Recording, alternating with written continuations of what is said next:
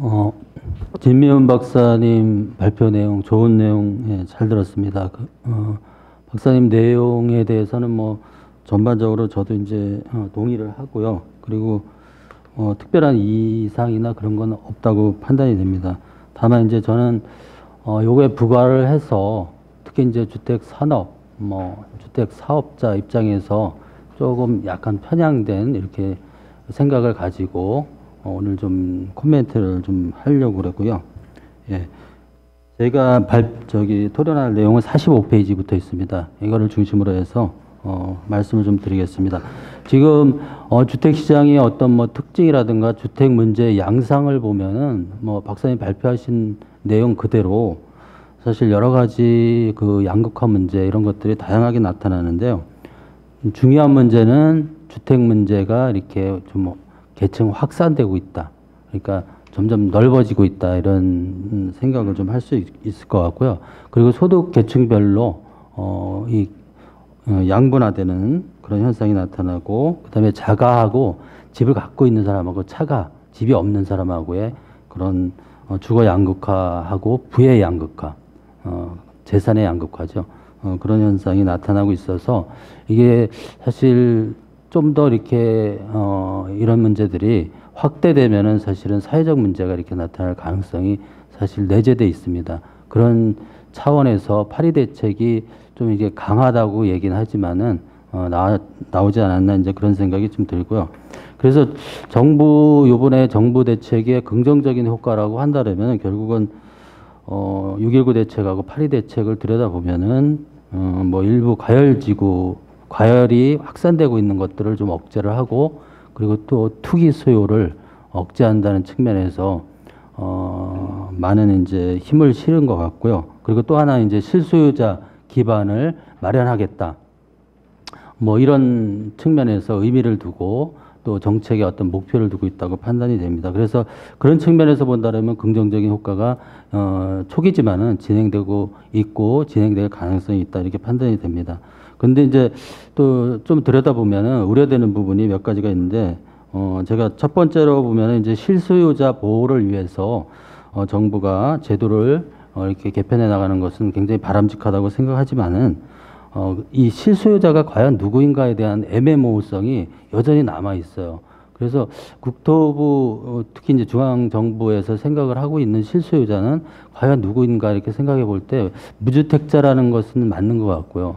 근데 무주택자는 맞는데 거기에 또 LTV, DTI 이런 가계 문제를 규제를 이렇게 했다 안 했다, 강화했다 안 했다 이런 어떤 차원에서 본다면은 이번 대책에서 이제 그 가계 부채 대책을 좀 강화하는 측면이 있는데, 그런 측면에서 본다면은 무주택자이면서 충분히 집을 가능성이 있는 사람들, 능력이 있는 사람들이 실소유자인가 그런 어떤 의문을 갖게 되거든요. 그래서 집이 없는 사람들 또 여력이 좀 안 되는 사람들 입장에서는 내가 실소유자가 아닌가 뭐 그런 어떤 생각을 갖게 될 수 있다고 생각이 듭니다. 그리고 특히 지불 능력이 다소 떨어지는 사람들은 LTV DTI가 강화되면은 집을 마련하기가 더 어려워지기 때문에 이런 말씀을 드리는 거고요.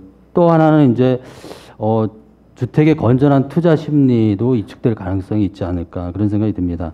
특히 민간 임대가 굉장히 필요하거든요. 순기능이 상당히 있거든요. 민간 임대 사업자의 어떤 순기능이 있는데 이 부분을 굉장히 장려를 하고 그리고 지원을 하고 이런 어떤 필요성이 상당히 있다고 생각이 드는데, 이번 파리 대책에서는 좀 다주택자라는 이름으로 해서 좀 억제하는 측면이 이렇게 확대되고 있기 때문에 이러다 보면은 결국은 나중에 무주택자나 아니면은 그 주거 불안, 전월세 시장이 좀 불안할 가능성이 또 중장기적으로 나타날 수 있거든요. 그래서 그런 측면에서 우려가 된다고 생각이 들고, 또 하나는 이제 수요관리 대책 정책 위주로 이렇게 정책을 마련하다 보니까 공급 대책이 좀 부족하다는 이제 얘기가 있었습니다.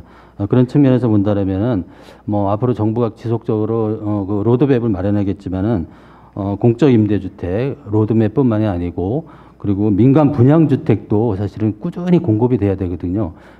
그동안 너무 과잉 공급됐다는 얘기가 많아서 사실은 이 부분은 크게 염두에 두지 않는 것 같은데 사실은 다음 정부를 위해서 문재인 정부뿐만이 아니라 다음 정부를 위해서도 이 민간 분양주택도 꾸준히 공급이 돼야 됩니다. 그런 측면에서 본다면은 이 부분도 소홀히 해서는 안 된다는 생각이 들고요. 그래서 뭐 이런 우려 사항이 좀 있고요. 그리고 정책 추진 시 이제 고려해야 될 사항들은 몇 가지 제가 말씀을 드리면은 우선 공적 임대주택 그 로드맵을 좀 구체화할 필요가 있지 않을까 그런 생각이 들어요. 지금은 선언적으로 이렇게 수치로만 나타나 있어서 사실은 굉장히 궁금하거든요.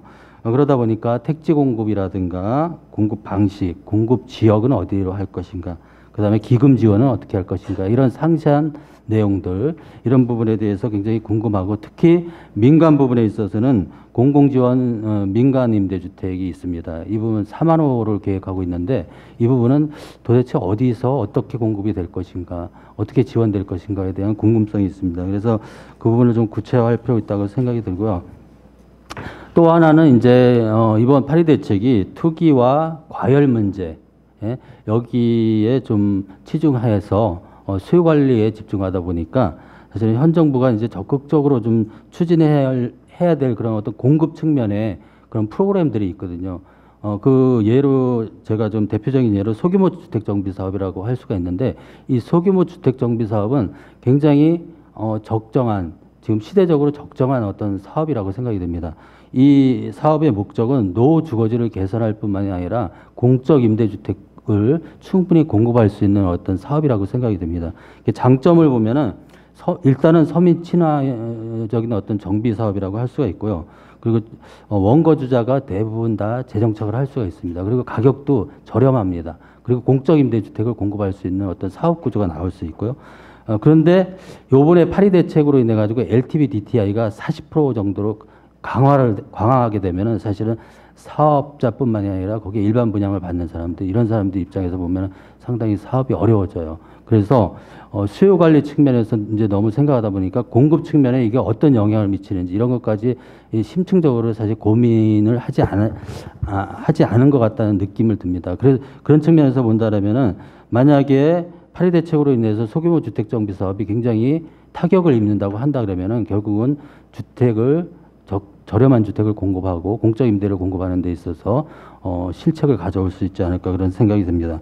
그런 차원에서 제가 47페이지에 보시면은 공공뿐만이 아니라 민간을 활용해 가지고 소규모 주택 정비 사업을 어떻게 활성화시키고, 그리고 공적 임대 공급을 어떻게 공급할 것인가에 대한 어떤 그 맞춤형 모델을 이렇게 8개를 좀 이렇게 생각을 해봤는데, 이런 것들을 통해 가지고 실제로 민간을 통해서 아니면 공공을 통해서, LH 등 공공을 통해서 공적 임대를 공급할 뿐만이 아니라 서민 주거 지역을 좀 개선하는 그런 어떤 정부의 종합적인 어떤 지원 대책이 필요하다고 이렇게 판단이 됩니다. 그리고 세 번째는 이제 개인 임대 사업자 문제인데, 진미연 박사님이 이 부분에 대해서도 좀 강조를 하셨어요. 그런데 이 개인 임대 사업자를 정책적으로 활용할 필요가 있는데, 이것도 사실 정부에서 상당히 이제 모호한 것 같아요.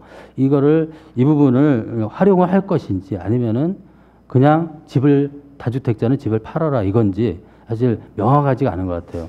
그래서 저는 정책적으로 활용할 필요가 있다고 생각이 드는데, 그러려면은 결국은 시장이 그걸 인식할 수 있도록 좀 명확한 정부의 사인이 필요하다고 생각이 듭니다. 예전에 제가 한 2014년인가 이제 조사를 해본 적이 있는데, 이 개인 임대 사업자들은 베이비 부모 세대가 은퇴를 하면서 임대 사업에 대한 관심이 굉장히 많아요. 그래서 한 50% 정도가, 절반 정도가 베이비 부모 은퇴자들입니다. 그래서 그런 사람들이기 때문에 노후 대책과 관련이 있고요.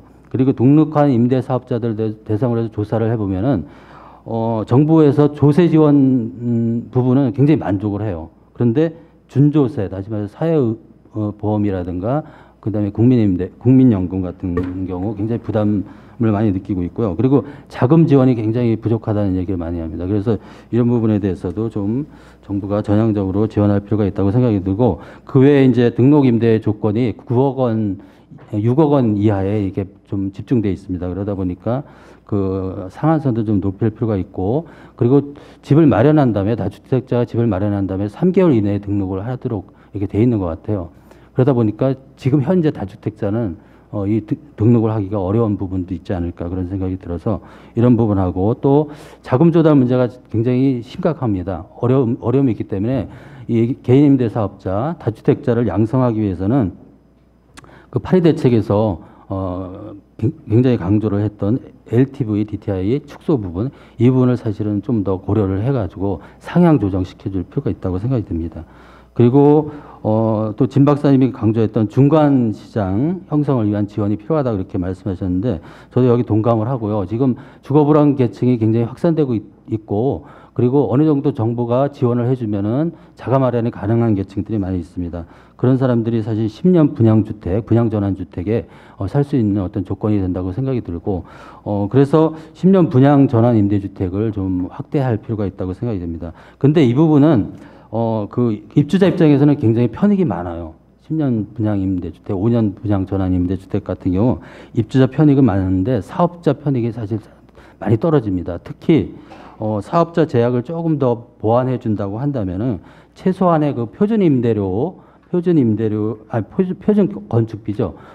표준 건축비를 좀 더 현실화시켜주는 이런 방안이 필요하다고 생각합니다. 그래서 너무 그 사업자에게 강요하기보다는 약간의 그래도 그 편익을 주면서 사업을 할 수 있도록 해야 된다고 생각이 들고 그리고 마지막으로 이제 중장기 제가 말씀드린 것처럼 중장기 그 민간 분양주택 공급 여건도 좀 마련을 해야 된다. 지금 너무 이제 공급됐다는 인식이 강해가지고 이 부분은 접는다면은 내년부터 사실은 분양주택의 공급 절벽이 나타날 가능성도 있거든요. 그렇기 때문에 정부 정책 차원에서 공공임대주택, 공적임대주택을 많이 공급하고 빠르게 공급하는 것도 가장 중요한 문제이긴 하지만은 분양주택 공급 여건도 꾸준히 마련을 해서 지속적으로 분양주택도 공급될 수 있도록 여건을 조성해 주는 것이 필요하다고 생각이 듭니다. 예, 이상 마치겠습니다. 예. 네, 감사합니다.